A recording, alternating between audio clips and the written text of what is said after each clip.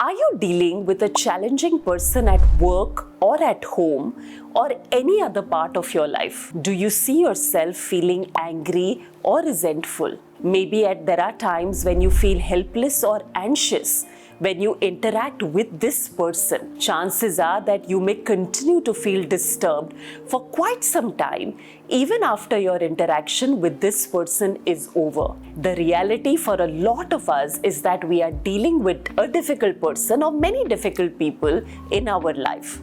And every time we react out of hurt and pain, we lose our own sense of power.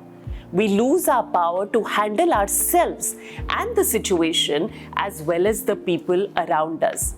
That is why this course is so important, because it is a skill that is absolutely essential. This course is designed to help you deal with all the seemingly difficult people in your life.